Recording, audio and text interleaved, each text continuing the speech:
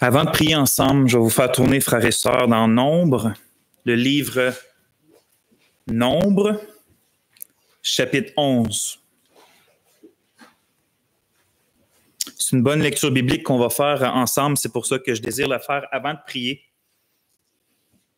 Nombre. Donc, pour ceux peut-être qui sont moins habitués, vous commencez au début de votre Bible, vous avez Genèse, Exode, Lévitique, Nombre.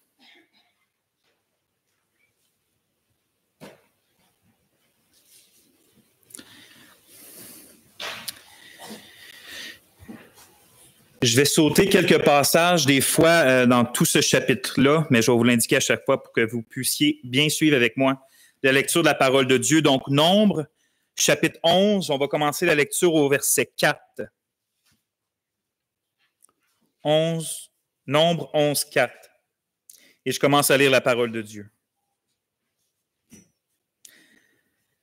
Le ramassis de gens qui se trouvaient au milieu d'Israël fut rempli de convoitises, et même les Israélites recommencèrent à pleurer et dire « Qui nous donnera de la viande à manger?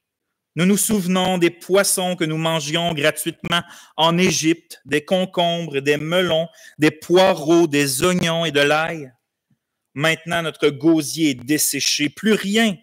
Nos yeux ne voient que de la manne. » La manne ressemblait à la graine de coriandre et avait l'apparence du bédillium.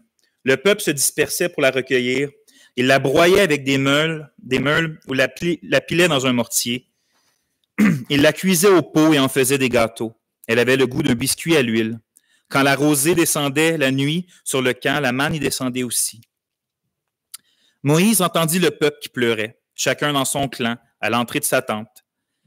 La colère de l'Éternel s'enflamma fortement, et cela déplut à Moïse. Moïse dit à l'Éternel, « Pourquoi affliges-tu ton serviteur? Et pourquoi n'ai-je pas obtenu ta faveur, que tu aies mis sur moi la charge de tout ce peuple? Est-ce moi qui ai conçu tout ce peuple? Est-ce moi qui l'ai engendré pour que tu me dises, porte-le sur ton sein comme le tuteur porte un nourrisson, jusqu'au territoire que tu as juré à ses pères de lui donner? Où prendrai-je de la viande pour en donner à tout ce peuple? Car ils pleurent auprès de moi en disant, donne-nous de la viande à manger. Je ne puis pas, à moi seul, porter tout ce peuple, car il est trop lourd pour moi. Plutôt que de me traiter ainsi, tue-moi donc, si j'ai obtenu ta faveur et que je n'arrête pas ma vue sur mon malheur. » L'Éternel dit à Moïse, « Rassemble auprès de toi 70 des anciens d'Israël, de ceux que tu connais comme anciens et officiers du peuple. Amène-les à ta tente, à la tente de la rencontre, et qu'ils s'y tiennent debout avec toi. Je descendrai, et là je te parlerai. Je prendrai de l'esprit qui est sur toi, et je le mettrai sur eux, afin qu'ils portent avec toi la charge du peuple, et que tu ne la portes pas à toi seul. Tu diras au peuple, sanctifiez-vous pour demain, et vous mangerez de la viande, puisque vous avez pleuré aux oreilles de l'Éternel en disant, qui nous fera manger de la viande? Car nous étions bien en Égypte. L'Éternel vous donnera de la viande, et vous en mangerez. Vous en mangerez non pas 1 jour, ni 2 jours, ni 5 jours, ni 10 jours, ni 20 jours, mais 1 mois entier, jusqu'à ce qu'elle vous sorte par les narines et qu'elle vous soit indigeste, parce que vous avez méprisé l'Éternel, qui est au milieu de vous, et parce que vous avez pleuré devant lui en disant, « Pourquoi donc sommes-nous sortis d'Égypte? » Moïse dit, 600 hommes de pied forment le peuple au milieu duquel je suis, et tu as dit, je leur donnerai de la viande, et ils en mangeront 1 mois entier. Égorgera-t-on pour eux du menu et du gros bétail, en sorte qu'ils en aient assez? Ou rassemblera-t-on pour eux tous les poissons de la mer, en sorte qu'ils en aient assez? L'Éternel répondit à Moïse, la main de l'Éternel serait trop courte. Tu verras maintenant si oui ou non, ce que j'ai dit arrivera. Verset 31 maintenant. L'Éternel fit souffler un vent, qui de la mer amena des cailles et les jusqu'à environ 1 journée de chemin d'un côté et environ 1 journée de chemin de l'autre côté, autour du camp. Il y en a environ 2 coudées au-dessus de la surface de la terre. Pendant tout ce jour et toute la nuit, et pendant toute la journée du lendemain, le peuple se leva et ramassa les cailles. On en ramassa au moins 10 ommères. Ils les étendirent pour eux autour du camp. Comme la viande était encore entre leurs dents sans être mâchée, la colère de l'Éternel s'enflamma contre le peuple, et l'Éternel frappa le peuple d'une très grande plaie. On donna à cet endroit le nom de Kibroth-Hattaava, parce qu'on y ensevelit le peuple rempli de désir. Prions. Qu'il est bon, Seigneur, de prendre le temps de lire ta parole, car c'est toi qui parles. Que ton esprit aide ce que nos oreilles entendent, que ton esprit nous aide ou le fait descendre jusque dans le fond de nos cœurs. Qu'on puisse apprendre, Seigneur, ce qui te plaît, ce qui te déplaît. Qu'on puisse apprendre à t'aimer, te chérir dans nos cœurs, puis s'éloigner de la convoitise, du mécontentement, du péché. Seigneur, on le dit souvent, mais on ne le dira jamais assez, tu es la seule source de notre joie. Les autres choses sont soit trompeuses, soit passagères. Toi, tu es véridique et tu demeures éternellement. Aide-nous aujourd'hui, ô Seigneur, de voir ça plus clairement. Reprends ceux d'entre nous qui ont besoin d'être pris, exhorte ceux qui ont besoin d'être exhortés, encourage ceux qui ont besoin d'être encouragés. Seigneur, que ta parole fasse l'œuvre pour laquelle tu l'envoies. À toi la gloire. Amen. Peut-être que certains se souviennent que il y a quelques semaines, on était dans l'Ancien Testament aussi, puis on a vu une prédication, on a entendu une prédication que j'ai faite sur Exode 17, excusez-moi, avec l'épisode des eaux de Massa. Hein, les eaux où que le peuple était juste avant Sinaï, puis sortait du désert de Sin, puis ils avaient déjà reçu la manne, mais là, manquèrent d'eau, crièrent à l'Éternel d'une mauvaise façon. Même, on avait vu que le texte appelait ça « Tenter l'Éternel ». C'était le nom de la prédication en plus. Ils avaient tenté l'Éternel. Alors, ce qu'on vient de lire ne se trouve pas avant Sinaï, mais maintenant après Sinaï. Donc, ils ont sorti du désert de Sin, sont allés au mont Sinaï, puis là, ils sont quittés et ils se dirigent vers une autre place. Donc, dans notre passage, le peuple de Dieu est toujours dans la traversée du désert. Le peuple de Dieu est toujours conduit par la présence miraculeuse de Dieu au travers d'une colonne de fumée ou de feu. Puis le peuple de Dieu est toujours dans sa marche vers la terre promise, dans l'espérance de ce que Dieu leur a dit, leur a promis. Et donc, on est approximativement dans le même contexte qu'on l'était il y a quelques semaines. À la différence que je dirais que dans ce contexte-ci, les vérités qu'on avait vues dans l'autre prêche, dans l'autre texte, sont accentuées. Ce que je veux dire par accentuer, c'est que non seulement le peuple ici connaît l'Éternel en tant que leur rédempteur, hein, celui qui les a rachetés d'Égypte, sortis de l'esclavage d'Égypte, mais parce qu'on est après Sinaï, là où que Dieu est entré dans une alliance officielle avec son peuple, où qu'il est descendu, non seulement maintenant il le connaît comme le Rédempteur, mais il connaît l'Éternel comme le Seigneur de l'Alliance. C'est-à-dire que non seulement ils savent que Dieu est là pour les sauver, et donc il est leur sauveur, mais parce qu'ils ont dans une alliance avec Dieu, maintenant Dieu est leur suzerain, leur roi, leur Seigneur. Non seulement celui qui nous sort d'Égypte, mais celui qui dicte notre marche et notre conduite. Une autre vérité qui est accentuée, c'est qu'on a vu qu'ils avaient vu des miracles, puis on avait vu qu'ils avaient reçu de la grâce. Ben maintenant, ils ont encore vu plus de miracles, puis ils ont reçu encore plus de grâce. Et c'est toujours comme ça dans notre marche avec Dieu. Plus on marche avec Dieu, plus on voit des manifestations de sa bonté, plus on voit des manifestations de sa puissance, de sa grâce, de sa fidélité, de sa puissance, de son nom.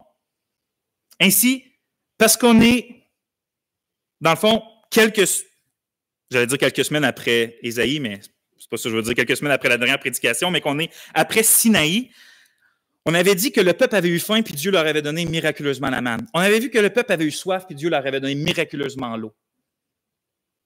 Donc, notre passage se situe après la manifestation miraculeuse des plaies d'Égypte, après la manifestation miraculeuse de la séparation des eaux, après la manifestation miraculeuse de la manne, après la manifestation miraculeuse de les eaux maintenant, parce que Dieu a fait sortir de l'eau d'un rocher, même après la manifestation miraculeuse extraordinaire au Sinaï.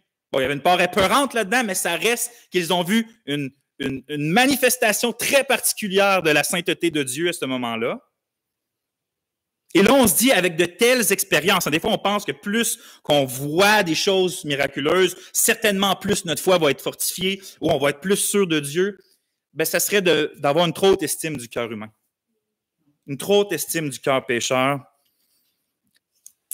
Davantage de manifestations de la grâce divine, malheureusement, ne se traduit pas automatiquement par davantage de reconnaissance envers Dieu ou davantage d'amour pour Dieu. La preuve, alors que le Fils unique de Dieu, le Christ, le Fils incarné, le Christ Jésus, s'est laissé clouer sur une infâme croix par des pécheurs, sur cette croix-là où que la plus sublime des manifestations de la grâce et de l'amour de Dieu était publiquement vue. Sur cette croix-là, on se dit, Dieu manifeste tellement son amour envers les pécheurs, on se dit, ils vont répondre. Non, ça dit que le texte, ils l'ont méprisé, ça dit qu'ils l'ont déshonoré, ça dit qu'ils lui ont craché dessus, ça dit... Puis encore aujourd'hui, c'est la même chose qui se passe, ou qu'ils font juste tout simplement l'ignorer. C'est pas parce que Dieu montre son amour d'une manière incompréhensible que l'homme répond en se disant, je suis brisé par son amour. Merci Seigneur. Malheureusement, c'est pas ça qui se passe. C'est pas ça qui s'est passé ni dans le temps d'Israël, ni au temps du Seigneur Jésus, ni aujourd'hui. Dieu manifeste sa grâce insondable, puis malheureusement, le monde demeure avec le cœur insensible. Le psaume 119 dit « Leur cœur est insensible comme la graisse ». Ainsi, dans notre texte, même si les Israélites progressent dans le désert, ils vont d'un point à l'autre, vers le but, ben notre texte nous démontre encore qu'ils ne progressent pas de manière physique. Ils progressent que de manière physique, mais pas de manière spirituelle. Dans le fond, leur corps s'approche de la terre promise, c'est vrai, mais leur cœur est resté esclave en Égypte. Fait que oui, ils marchent physiquement, oui, ils s'en vont vers où Dieu dit, mais c'est juste leur corps, c'est juste mécanique.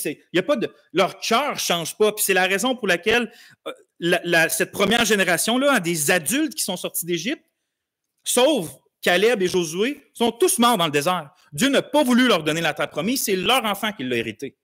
Mais parce que justement, leur cœur n'avait pas changé. Paul écrit aux Corinthiens, en parlant de ces passages-là, 1 Corinthiens 10, versets 1 à 6, « Frères, je ne veux pas que vous ignoriez que nos pères ont tous été sous la nuée, qu'ils ont tous passé au travers de la mer, qu'ils ont tous été baptisés en Moïse, dans la nuée et dans la mer, qu'ils ont tous mangé le même aliment spirituel, qu'ils ont tous bu le même breuvage spirituel, car ils buvaient à un rocher spirituel qui les suivait, et ce rocher était Christ, mais la plupart d'entre eux ne furent point agréables à Dieu, puisqu'ils périrent dans le désert. Or, ces choses sont arrivées pour nous servir d'exemple, afin que nous n'ayons pas de mauvais désirs comme ils en ont eu. » Tout comme le dernier texte d'Exode 17, dans la dernière prédication, on avait vu que c'était un exemple pour nous de fuir la tentation de l'Éternel, c'est-à-dire de fuir le péché qui est de tenter l'Éternel. L'Esprit nous avait exhorté à ça. Aujourd'hui, par ce texte-là, l'Esprit nous exhorte encore, cette fois-ci, à ne pas avoir de mauvais désirs, comme les Israélites en ont eu, à ce lieu-là qui a été surnommé Kibrot Hatava. En verset 34 de Nombre 11, on donna à ce lieu le nom de Kibrot Hatava, parce qu'on y enterra le peuple que la convoitise avait saisi ou rempli de désirs. Kibrot Hatava signifie littéralement sépulcre, désir, sépulcre de désir ou sépulcre de convoitise. Pourquoi sépulcre? Bien parce que pourquoi sépulcre? C'est à cause le lieu que le peuple pensait recevoir la bénédiction des cailles s'est avéré une malédiction, puis un grand nombre sont morts. Donc, c'est devenu un sépulcre. Pourquoi convoitise? C'est parce que ce sont des mauvais désirs non mortifiés, qui ont conduit le peuple à agir mal d'un tel péché devant Dieu que Dieu les a jugés par la mort pour une partie du peuple. Et donc, sépulcre de désir ou de convoitise. Or, ces choses sont arrivées pour nous servir d'exemple, afin que nous n'ayons pas de mauvais désirs comme ils en ont eu. Par la grâce de Dieu, la prédication d'aujourd'hui va être une prédication d'exhortation puis d'encouragement. Pourquoi d'exhortation? Pour pas, ou qu'on ait la crainte, de laisser les convoitises être ce qui dicte notre cœur. Une exhortation à ne pas laisser les convoitises dicter nos cœurs. Un encouragement à quoi? À poursuivre toujours plus le contentement en Jésus-Christ, qui est la seule source intarissable de tout plaisir. Exhortation à fuir les convoitises, encouragement à poursuivre la joie en Jésus. Le titre de la prêche, c'est « Le sépulcre des désirs ». Puis à partir de Nombre 11, on va voir les 3 points suivants. Premier point, le mécontentement du peuple. Le mécontentement du peuple. Deuxième point, la convoitise du cœur.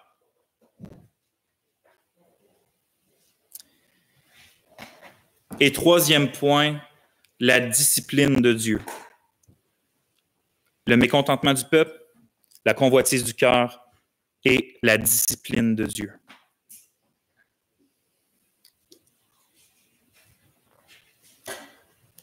Dirige-nous, Saint-Esprit, pour la gloire de Dieu en Jésus. Amen. Le mécontentement du peuple. Nous lisons versets 4 à 6. Donc, le chapitre commence, cette section-là commence comme ça. Le ramassis de gens qui se trouvaient au milieu d'Israël fut rempli de convoitises, et même les Israélites recommencèrent à pleurer et dire « Qui nous donnera de la viande à manger? » Nous nous souvenons des poissons que nous mangions gratuitement en Égypte, des concombres, des melons, des poireaux, des oignons et de l'ail.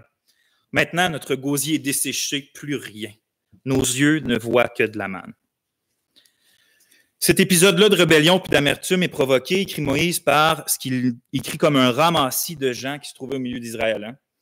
Selon toute vraisemblance, ce ramassis de gens-là, on se souvient que c'est fort probablement les gens en Égypte qui ont fui avec Israël. Hein? Il y a des gens en Égypte qui, non seulement leur a donné des choses pour qu'ils s'en aillent, mais qui sont embarqués dans cet attroupement-là d'Israélites pour fuir puis s'en aller d'Égypte avec eux. Et donc, il semble que c'est eux, premièrement, notre texte dit, qui ont été remplis de convoitises, qui se sont souvenus de ce qu'il y avait en Égypte. Mais, comme Paul dit, un peu de levain fait lever toute la pâte. Ça n'a pas été long que ce petit rassemblement-là, ça a affecté l'entièreté d'Israël. Et c'est écrit, même les Israélites recommencèrent à pleurer. Puis ça, c'est une leçon, c'est une grande parenthèse, mais je trouve que c'est une leçon spirituelle en soi hein, qu'on peut appliquer. Si nous négligeons de mettre à mort activement, par l'Esprit de Dieu, les désirs de notre chair, de notre vieil homme, alors qu'il était esclave au péché, si on néglige dans notre vie chrétienne de mettre ça à mort dans nos cœurs, bien, ces mauvais désirs-là vont nécessairement finir par nous rattraper puis nous faire recommencer à commettre les mêmes péchés qu'on croyait pourtant régler définitivement. Des fois, on pense à Seigneur, régler ça à ma conversion, fait que j'ai plus besoin de faire d'efforts pour mettre ça à mort ou surveiller mon cœur là-dessus. C'est une grave erreur de penser ça. C'est une grave erreur. Ainsi, malgré la grâce de la manne et malgré la grâce de l'eau, le peuple a retombé dans la convoitise. Mais la question qu'on se pose, c'est pourquoi ils sont retombés dans la convoitise? Qu'est-ce qui a fait en sorte qu'ils ont continué, même peut-être approfondi ce désir pernicieux de toujours en vouloir plus?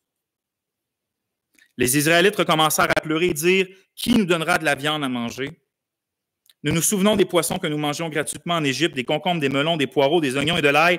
Maintenant, notre gosier est desséché, plus rien. Regardez, nos yeux ne voient que de la manne. Si leur cœur était dans la convoitise ici, c'est parce que leur cœur était dans le mécontentement.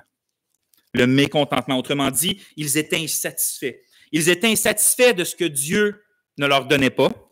Ils étaient insatisfaits du temps probablement que prenait la traversée pour se rendre en Canaan. Ils étaient même insatisfaits, c'est rendu au point qu'ils étaient insatisfaits de ce que Dieu leur donne. En la manne, c'est toujours ça que ça fait le mécontentement, ça nous rend aveugles aux bénédictions que nous avons déjà pour seulement languir après des choses qu'on n'a pas. Dieu leur donnait chaque jour une nourriture, pas n'importe quelle. Déjà que c'est une grâce, comme François a prié dans sa prière tantôt, que Dieu nous donne la force de travailler, d'acheter notre pain puis de se nourrir. Mais là, c'est même une autre étape après. Dieu faisait apparaître miraculeusement la nourriture à chaque jour. Puis même lorsqu'ils péchaient contre lui, 40 ans dans le désert, ils ont reçu la manne, sans arrêt, chaque jour. Mais pour eux, ce cadeau-là de Dieu était devenu une source d'amertume. Nos yeux ne voient que de la manne, comme si on est tanné de voir ça. On est écœuré de voir cette nourriture-là. J'ai écrit, n'est-ce pas incroyable que notre cœur peut en venir au point que les dons de Dieu deviennent pour nous du dégoût. une source de dégoût. Ce qui était alors notre survie, puis qu'on louait Dieu, wow, Seigneur, c'est au-delà de tout ce que je pourrais imaginer. Je ne mérite rien de ça, ce que tu m'as donné, c'est wow, je vais te louer éternellement pour ça. Puis si on ne fait pas attention à notre cœur, puis on devient dans le mécontentement, cette même chose-là devient, je suis tanné de ça. Jamais mieux que ça parte, ça, puis avoir d'autres choses. C'est incroyable, le cœur humain. Pourtant, souvenons-nous des pleurs puis des cris que le peuple faisait lorsqu'il n'avait rien à manger alors qu'il était dans le désert de Sin. Hein, ils étaient prêts à lapider Moïse et Aaron encore. Vous nous emmenez, on a quitté l'Égypte, on vous a suivis pour être ici, puis ici on meurt de faim. Puis... Et pourtant, qu'est-ce qu'a fait l'Éternel? Comme d'habitude, une patience inimaginable au lieu de les détruire sur le coup. Il leur a fait grâce, une grâce imméritée, en envoyant chaque jour un miracle. Celui de la manne. Chaque jour, Dieu pourvoyait à leurs besoins de nourriture. Chaque jour, Dieu prenait soin d'eux. Mais ça, ce n'était pas suffisant pour le cœur pécheur. Le pécheur n'est pas satisfait quand Dieu prend gracieusement soin de lui. Il veut plus que ça, bien plus que ça. Il ne veut pas, exemple, que seulement que Dieu le nourrisse. Il veut que Dieu lui donne la meilleure nourriture. Il veut pas, c'est pas suffisant que Dieu dit je vais te donner la force et t'accompagner à traverser l'épreuve. Non, le cœur du pécheur, il dit, je veux que tu me donnes une vie exempte d'épreuve. C'est pas assez pour le pécheur de dire, je veux que tu m'accordes un époux puis une épouse. Non, Dieu est pas bon s'il ne te donne pas la meilleure des épouses ou le meilleur des époux. Le cœur des pécheurs veut pas juste que Dieu désire pas juste que Dieu lui donne un travail. Non, il veut que Dieu lui donne un travail qui comble absolument toutes ses aspirations puis tous ses désirs. Puis sinon, c'est pas assez ce que Dieu a donné. C'est ça le cœur qui, à part Jésus, peut pas. C'est un cœur qui est insatisfaisable, à part par Christ. Même les meilleures choses que Dieu donne, c'est juste pas assez encore. Voyez-vous, dans le désert de Sin, ce qui avait emmené le peuple à crier dans le péché, c'était le manque de nourriture.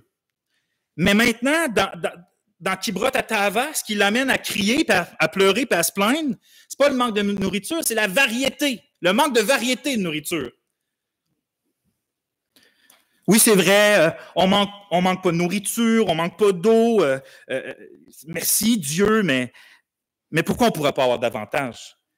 Pourquoi est-ce qu'il ne nous donne pas aussi de l'oignon, puis de l'ail, puis des concombres, puis de la viande, puis du poisson? Ça serait facile pour lui de nous donner ça. Il nous donne la manne, pourquoi pourrait-il pas nous donner ça aussi? Pourquoi nous prive-t-il de toutes ces bonnes choses-là? Puis pourquoi il nous force, s'il nous aime, à nous contenter de la manne? La manne, on la voit tout le temps, on la mange tout le temps, c'est bien beau, c'est bien bon. Pourquoi que ça? De vrai, c'est un péché horrible, le mécontentement. Peut-être qu'on le néglige, mais c'est quelque chose d'horrible parce que le mécontentement, soit qu'il soit caché dans nos cœurs, ou soit qu'il soit exposé parce qu'on le dit ouvertement, qu'on le manifeste ouvertement, le mécontentement, c'est toujours une accusation contre Dieu. C'est toujours une accusation contre Dieu parce que être mécontent, c'est de sous-entendre que Dieu est mauvais parce qu'il nous prive de quelque chose qu'on considère bon. Le mécontentement, c'est une accusation comme ça sous-entend que Dieu est pas bon, il est mauvais parce qu'il ne me donne pas cette bonne chose-là, cette chose que moi je considère bonne. Au verset 18, il est rapporté que le peuple disait « Qui nous fera manger de la viande, car nous étions bien en Égypte. » Littéralement, c'est encore plus fort que ça, ce que le peuple dit. Littéralement, il dit « Qui nous fera manger de la viande, car la bonté est pour nous en Égypte. » Par la bonté, il veut dire la source de bonté, c'est-à-dire la source de tout ce qui est bon pour nous. Voyez-vous, frères et sœurs, le mécontentement, c'est toujours un témoignage qu'on considère que la source de bonté et de bénédiction ne se trouve ni vraiment dans la personne de Dieu, dans l'être sublime de Dieu, mais dans les choses que Dieu peut nous donner puis les choses qu'on désire en fait plus que lui. Le mécontentement, je répète, c'est un témoignage qu'on pense que la source de tout ce qui est bon et des bénédictions, c'est pas Dieu, c'est ce que Dieu peut nous apporter. C'est ça le mécontentement. J'aimerais mieux avoir ce que Dieu donne que Dieu lui-même. Dieu n'est pas bon parce qu'il ne me donne pas ce que je pense que Dieu peut me donner ou doit me donner. La question qu'on doit nous poser maintenant, c'est la suivante. On se la pose personnellement ce matin. Est-ce que j'attribue la source de bonté à quelque chose, à quelqu'un ou à une circonstance autre que le Dieu trinitaire? Pour t'aider, à répondre à cette question-là puis déterminer si c'est ton cas ou non, pose-toi cette autre question. Est-ce que Jésus m'est suffisant? Est-ce que pour te sentir aimé de Dieu et pour avoir la joie dans l'âme, est-ce que tu n'as que besoin de Jésus ou tu as besoin de Jésus plus quelque chose d'autre? Parce que rappelez-vous que la manne pointe vers qui? La manne pointait vers Christ. Que lui-même a le témoignage en Jean 6,32 qu'il était le vrai pain du ciel que le Père donne aux hommes. Le Seigneur Jésus, c'est donc notre manne spirituelle, tandis qu'on marche nous aussi dans l'adversité, le désert, jusqu'à la terre promise, hein, le paradis, la nouvelle terre et les nouveaux cieux. Et donc, est-ce que nous aussi, comme les Israélites, on va se lasser du pain ultime que Dieu nous donne gratuitement? Je parle de Christ, là. Est-ce que nous aussi, on va être mécontents de n'avoir que Jésus pour nous satisfaire?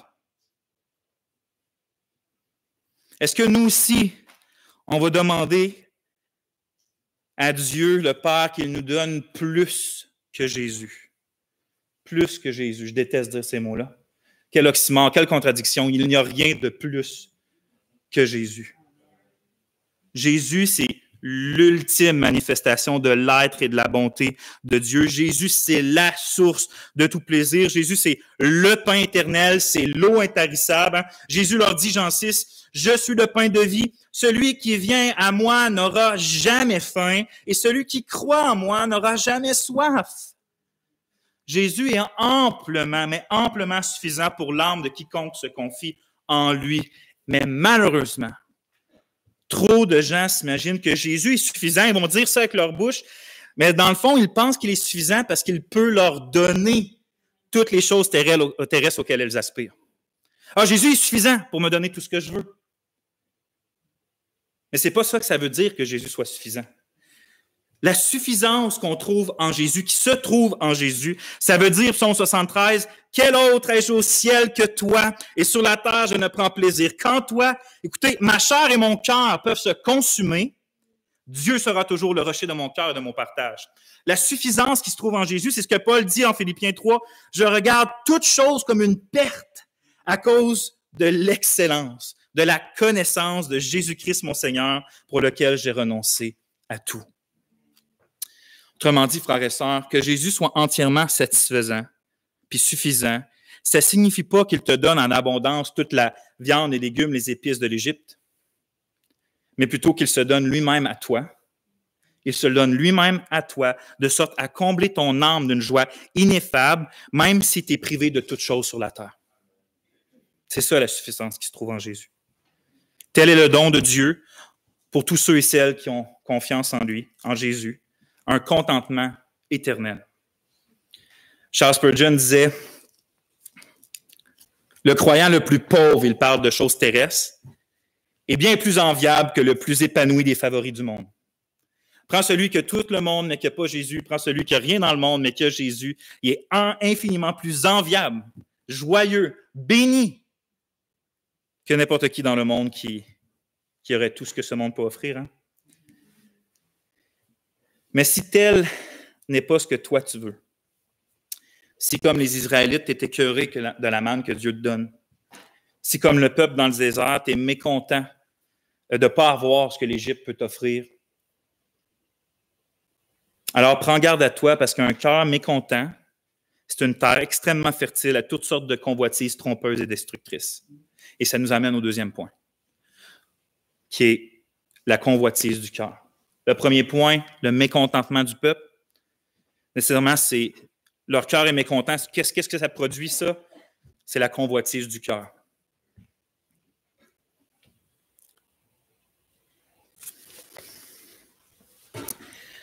Au verset 4, on avait lu que le ramassis de gens qui se trouvait au milieu d'Israël fut rempli de convoitise. Et au verset 34, on lit quelque chose de semblable. Ça dit que parce qu'on avait enseveli le peuple rempli de désirs.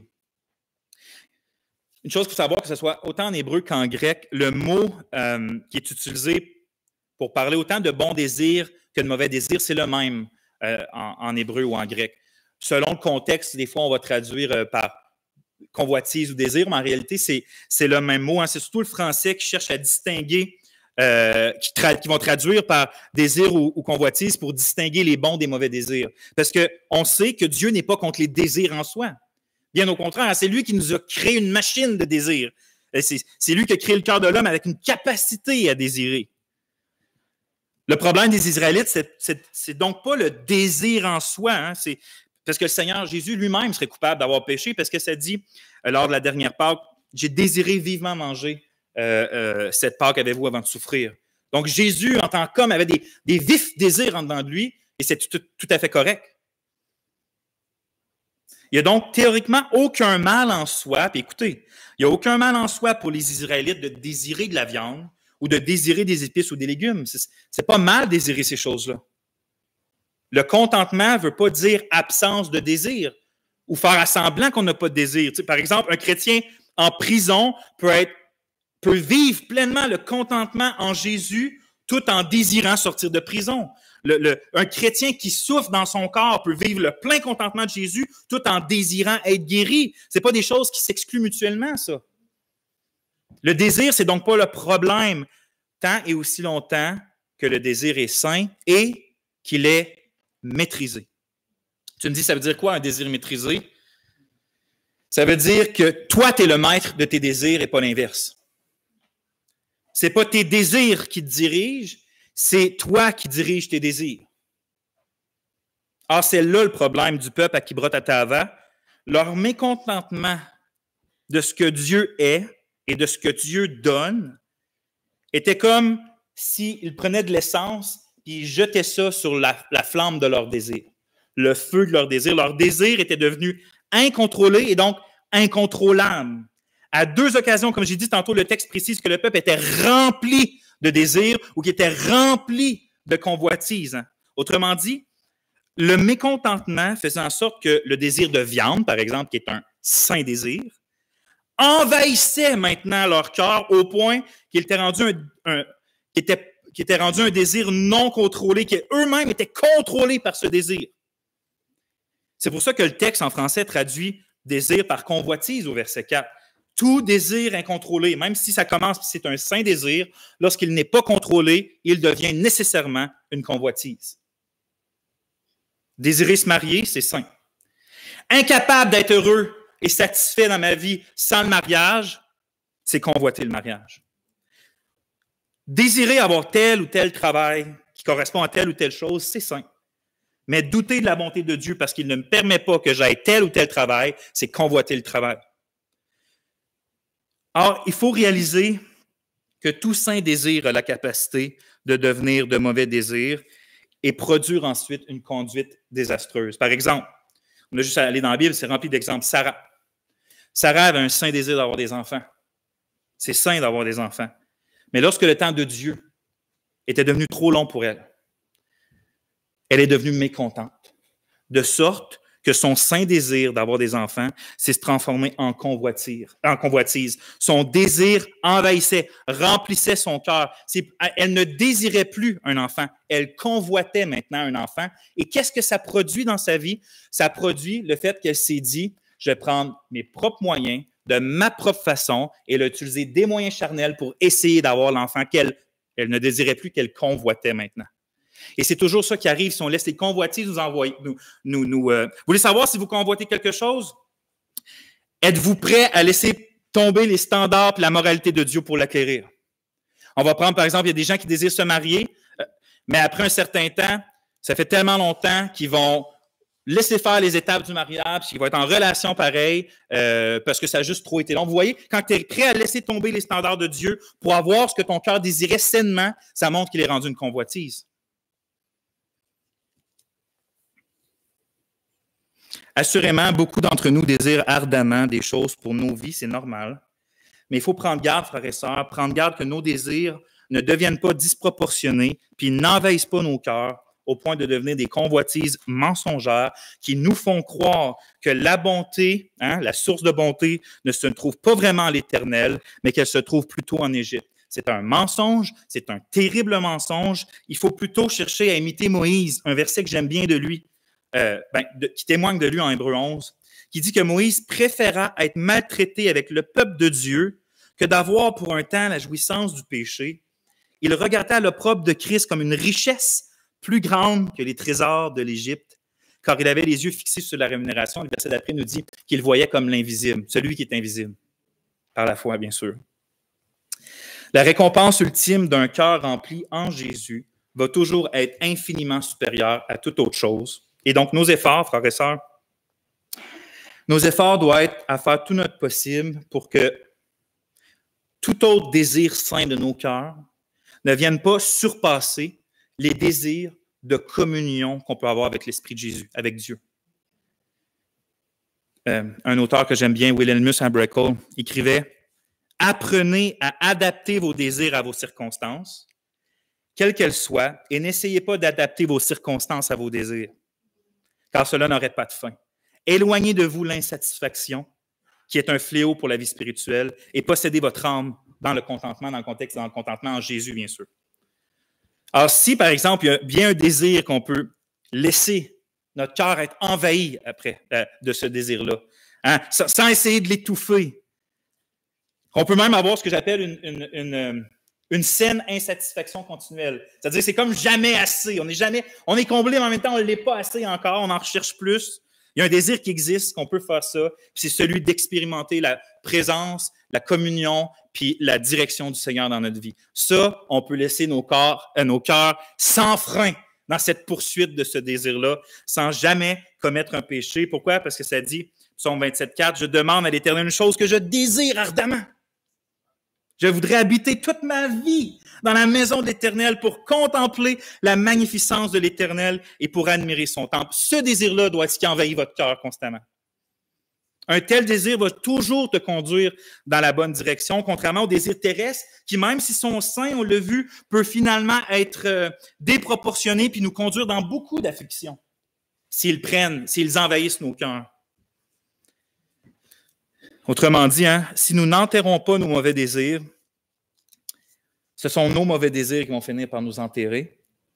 Et ça nous conduit au troisième et dernier point du message, la discipline de Dieu.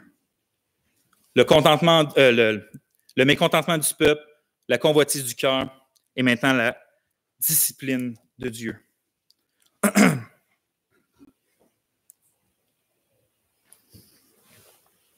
Je relis les versets 18 à 20. C'est Dieu qui parle. « Tu diras au peuple, sanctifiez-vous pour demain et vous mangerez de la viande. » C'est ce qu'il avait demandé. Puisque vous avez pleuré aux oreilles de l'Éternel en disant, « Qui nous fera manger de la viande? Car nous étions bien en Égypte. L'Éternel vous donnera de la viande et vous en mangerez. Vous en mangerez non pas un jour, ni 2 jours, ni 5 jours, ni 10 jours, ni 20 jours, mais un mois entier, jusqu'à ce qu'elle vous sorte par les narines et qu'elle vous soit indigeste, parce que vous avez méprisé l'Éternel qui est au milieu de vous, et parce que vous avez pleuré devant lui en disant, « Pourquoi donc sommes-nous sortis d'Égypte? » Verset 31. L'Éternel fit souffler un vent qui de la mer amena des cailles et les rabattit sur le camp jusqu'à environ une journée de chemin d'un côté et environ une journée de chemin de l'autre côté autour du camp. Il en avait environ 2 coudées au-dessus de la surface de la terre. Pendant tout ce jour et toute la nuit, et pendant toute la journée du lendemain, le peuple se leva et ramassa les cailles. On en ramassa au moins 10 sommaires. Ils les étendirent pour eux tout autour du camp. Comme la viande est encore entre leurs dents, c'est ici, il faut se concentrer, comme la viande est encore entre leurs dents, sans être mâchée, la colère de l'Éternel s'enflamma contre le peuple, et l'Éternel frappa le peuple d'une très grande plaie. Le peuple n'a jamais cessé de critiquer Dieu, de se plaindre de sa providence. Le peuple n'a pas pris garde à son cœur au point que là, maintenant, il a laissé son cœur aller dans le mécontentement. Le peuple n'a pas cessé de demander à Dieu de lui donner ce qu'il désirait. On peut dire qu'il lui a cassé la tête un peu avec ça. Or, Dieu a finalement écouté leur prière. Et Dieu a finalement demandé ce qu'il voulait, ce qu'il lui demandait sans cesse. Et là, le cœur tordu pourrait dire, enfin, Dieu a répondu à leur prière, c'était temps. Ils doivent être contents. Mais tous ceux qui connaissent quelque chose de la bonté de Dieu, de l'amour de Dieu, puis de la sagesse de Dieu, savent que lorsque Dieu t'accorde ce que tu convoites, c'est une très, très, très mauvaise nouvelle. Hein, il écrit, la viande était encore dans leurs dents sans être mâchée. Tu n'as même pas pu prendre une première bouchée que bang, la colère de l'Éternel s'enflamma contre le peuple. La bénédiction tant convoitée devient malédiction. Dieu accorde, oui, mais parce que Dieu discipline. L'auteur du psaume 118 qui parle de ce passage-là rapporte au verset 29-31, « Dieu leur donna ce qu'ils avaient désiré. Ils n'avaient pas satisfait leur désir, ils avaient encore leur nourriture dans leur bouche. Lorsque la colère de Dieu s'éleva contre eux, il frappa de mort les plus vigoureux et abattit les jeunes hommes d'Israël. » Hein, à peine sont-ils en train de satisfaire leurs désirs incontrôlés. Peut-être qu'ils étaient comme enfin, puis leur passion était là pour satisfaire les péchés de leur cœur, que Dieu les discipline sévèrement pour leur mépris qu'ils ont eu par rapport à Dieu, à ce qu'il pourvoyait et à toutes ses promesses, en fait. Hein. Comme le commande Charles Spurgeon, le plaisir a été bref, le malheur soudain. C'est toujours ça pour ceux qui décident d'abandonner l'Éternel pour les voies du péché. Le plaisir a été bref, le malheur soudain. Le festival s'est terminé par les funérailles. Réalisons-nous, frères et sœurs, puis c'est le point que je veux faire sortir avec le temps qui nous reste, qu'il est dangereux de demander sans cesse à Dieu des choses qui ne sont pas conformes à sa volonté. Il est dangereux de demander à Dieu des choses qui ne sont pas conformes à sa volonté. Tu me dis, ben là, je ne peux pas demander des choses à Dieu que je désire. Ben oui, tu peux lui demander des choses que tu désires. Tu désires, je désire des choses, demandons-lui. Mais pose-toi la question, si Dieu te les refuse, si Dieu il te montre que ce n'est pas ça, si Dieu ne te les donne pas, qu'est-ce que tu vas faire? Si c'est le cas, il faut que tu te gardes de te mettre en colère contre lui parce que s'il te prive, puis écoute, parce que c'est ici la maturité chrétienne, si Dieu te prive, c'est parce que Dieu t'aime. Tu me dis, parce qu'il m'aime, il me prive. Parce qu'il m'aime, il ne me donne pas la bonne chose que je voudrais pour ma vie, qui est sain. Exactement. Hein, moi, je ne donne pas tout ce que mes enfants me demandent à chaque fois qu'ils me le demandent, pour les raisons qu'ils me le demandent. Je leur prive de beaucoup de choses à mes enfants parce que je les aime. Dieu n'aime pas moins ses enfants que moi j'aime mes enfants. Dieu a des plans pour ses enfants, des plans de joie, des vrais plans de joie, des vrais plans d'espérance, des plans éternels. Puis sa volonté est toujours bonne pour nous. Toutes choses contribuent au bien de ceux qui aiment Dieu. Il n'y a rien que Dieu fait pour nous qui n'est pas de son cœur de bonté, mais ses plans ne sont pas nos plans, sa volonté n'est pas notre volonté, puis sa sagesse à lui n'est pas notre sagesse. Lui, il est insondable, nous, on est très finis puis pécheurs. Si lui considère donc qu'il est mieux pour nous de vivre telle ou telle chose ou de ne pas vivre telle ou telle chose, c'est parce que c'est exactement ce que sa bonté, j'allais dire, le pousse à faire. Dieu n'est pas poussé, mais c'est un peu ce que, humainement parlant, ce que sa bonté lui pousse à faire pour nous. Il nous aime tellement, il veut tellement le bien pour nous qu'il va dire « Non, ça, je ne vais pas te l'accorder, puis oui, je vais te faire passer par là. » Israël se dirigeait vers une terre qui était succulente, où coule le lait et le miel, nous dit la Bible. Hein, ils allaient même habiter des maisons qu'ils n'ont pas construites, avoir des terrains qu'ils n'ont pas défrichés eux-mêmes. Il allait avoir la vie dans l'abondance tous les jours de leur vie, ça s'en venait. Or, Dieu avait décidé que pour s'y rendre, il fallait qu'ils traversent le désert puis qu'ils passent par de l'adversité. C'est ce que Dieu avait voulu pour eux. Et donc, oui, il leur a donné de la manne puis pas de la viande. On pourrait dire pourquoi pas, pour que l'homme apprenne que l'homme ne vit pas de pain seulement, mais de toute parole qui sort de la bouche de Dieu, pour qu'il apprenne à dépendre de ce que Dieu dit pour lui puis qu'il lui fasse confiance. Mais leur mécontentement au peuple ici et leur convoitise se sont interposés dans ce beau chemin que Dieu avait eux. Chemin difficile, certes, mais le beau chemin que Dieu avait pour eux. Ils ont méprisé le plan de Dieu pour leur vie, parce que c'est ce qui arrive en fait. Hein? Ils suppliaient sans cesse Dieu d'agir envers eux, non pas comme sa volonté à lui, que ta volonté soit faite, ou comme pas la nôtre, mais eux, en priant Dieu constamment de faire ceci selon leur convoitise, ils voulaient que Dieu agisse envers eux selon leur propre volonté. Volonté, rappelons-le, qui est dictée par leur convoitise.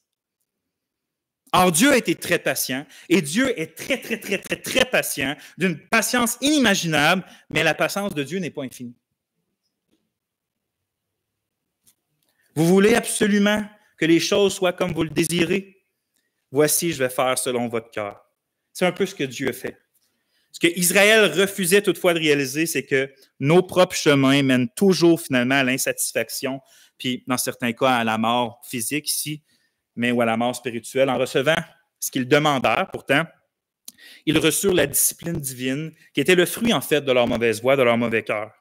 C'est par bonté que Dieu nous prive et c'est par bonté que Dieu nous prive de ce qu'on peut lui demander si souvent, mais c'est parce qu'il veut notre bien ultime puis notre bien éternel. Parfois,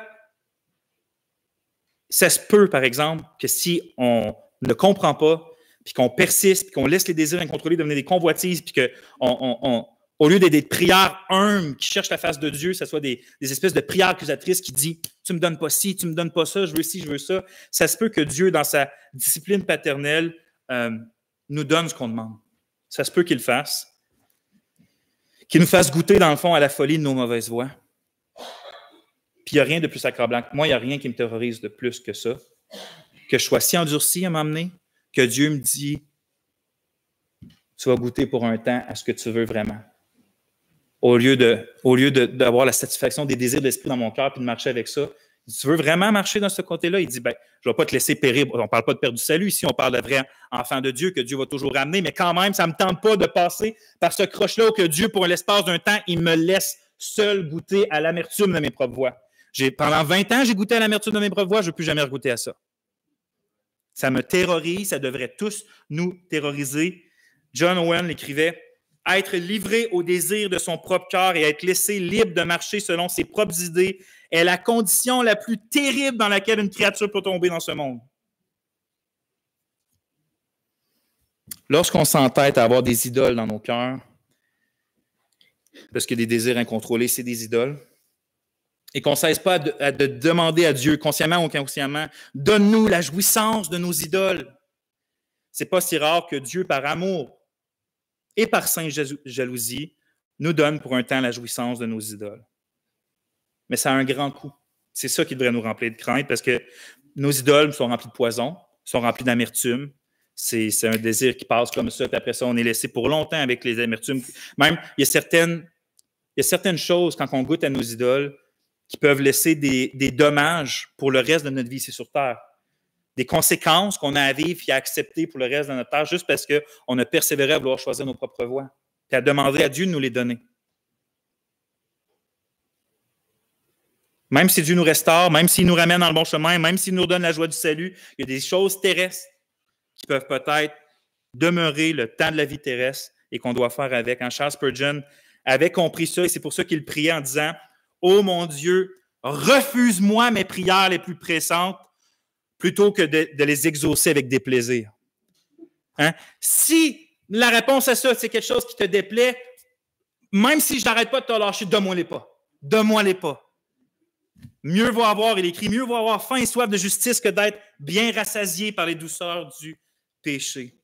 C'est pas sans raison, on l'a chanté tout à l'heure avec Louise et Robert, mais c'est pas sans raison que le Seigneur Jésus, quand il nous apprend à prier, de ce que devrait contenir une prière quotidienne, il nous demande il nous dit de demander à Dieu ce qu'on a besoin quotidiennement. D'aller à lui comme un père dit, accorde-nous ce qu'on a besoin aujourd'hui, j'ai besoin de ci, j'ai besoin de ça. De prier selon nos besoins, mais pas de prier selon nos désirs démesurés. C'est pas ce qu'il a enseigné. Il n'a pas dit emmenez là, tout ce que vous convoitez là, puis demandez à Dieu. Jamais le Seigneur Jésus nous a enseigné dans ça. Puis l'auteur du psaume 30, je trouve qu'il l'a bien compris puis il exprime bien à quoi ça ressemble concrètement. C'est une prière que Dieu nous aide à la faire nôtre dans nos propres mots puis de vivre en fait selon ce qui est exprimé ici. L'auteur du psaume 130 s'exprime au verset 7. « Je te demande deux choses, ne me les refuse pas. » Fait qu'on voit qu'il est ardent dans sa demande. Ne me les refuse pas avant que je meure. Donc, je veux ces deux choses-là sur la terre. Éloigne de moi la fausseté et la parole mensongère. Hein, sainteté. Ne me donne ni pauvreté, ni richesse. Accorde-moi le pain qui m'est nécessaire, de peur que dans l'abondance, je te renie et ne dise qui est l'Éternel, ou que dans la pauvreté, je ne dérobe et ne m'attaque au nom de mon Dieu. Donne-moi pas plus ni moins de ce que tu sais que j'ai de besoin. C'est incroyable hein, comme prière de cœur. Il faut imiter cette sagesse-là, bien-aimés du Seigneur, non seulement dans nos prières, mais surtout dans les sentiments de nos cœurs. Laissons-nous attirer par ce qui est humble. Acceptons la providence de Dieu dans nos vies, puis affrontons chaque situation difficile comme un chemin que Dieu veut nous faire traverser dans le but de nous bénir de sa présence satisfaisante. Je sais que c'est pas facile, j'ai vécu des choses difficiles dernièrement, puis la semaine dernière, il y a 3 jours que j'ai pas dormi, puis je me levais dans la nuit avec de l'amertume puis de la colère, des choses comme ça, puis ça faisait 3 jours que je dormais pas, puis le samedi, je me suis dit, j'ai retourné dans la présence de mon Dieu, puis j'ai redécouvert encore fraîchement ses grâces abondantes, et surtout le fait que Dieu m'a remontré, puis il m'a redonné le courage de dire, essaye pas. Ma colère venait d'une non-acceptation d'une réalité, non-acceptation d'une situation, puis il m'a juste, par son esprit, aidé par la Bible à recevoir l'adversité, puis à dire avec toi, puis avec toi seul.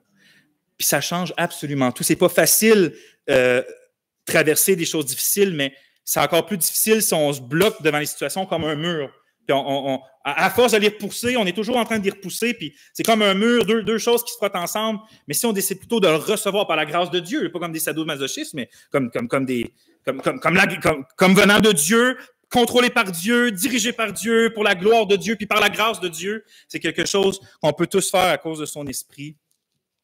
J'écris par-dessus toutes ces choses, levons-nous chaque matin et couchons-nous chaque soir en choisissant consciemment et perpétuellement le Christ Jésus. Hein? Préférons le Christ à l'argent parce qu'il est notre plus précieux trésor. Préférons Jésus à l'abondance parce qu'il est notre nourriture abondante. Préférons-le à la santé parce que c'est lui notre bien suprême. Préférons-le à la vie parce qu'il est notre subsistance éternelle. Faisons de lui seul notre plus grand délice. Et alors Dieu va nous accorder ce que nos cœurs désirent parce que nos cœurs vont désirer seulement ce qui est en Christ, par Christ et pour Christ. Et donc, demandons toutes choses en son nom, puisque je finis en citant un Jean, puisque nous avons auprès de lui cette assurance que si nous demandons quelque chose selon sa volonté, il nous écoute. Et nous savons qu'il nous écoute. Et si nous savons qu'il nous écoute, nous savons que nous possédons la chose que nous lui avons demandée, quelle qu'elle soit. Amen. Prions. Ô Seigneur Jésus, sois loué parce que tu remplis nos cœurs. Sois loué parce que tu nous ramènes toujours dans le bon chemin. Sois loué parce que tu es meilleur que tout péché. Sois loué d'être notre Sauveur et notre Seigneur, de nous avoir rachetés et de nous conduire. Père, je prie que tu bénisses cette assemblée ce matin, que tu diriges chacun des cœurs qui est ici davantage dans ta satisfaction en Jésus, que tu nous gardes, Seigneur, du mécontentement, que tu nous gardes des convoitises, que tu illumines nos yeux par toute la succulence puis le plaisir qui se trouve en toi puis tes promesses, pour qu'on soit un peuple, Seigneur, qui marche de gloire en gloire, de jour en jour, toujours plus près de toi. Seigneur, nous désirons et nous recherchons ardemment ta présence. Accorde-nous ça, on t'en prie, pour la gloire de ton nom.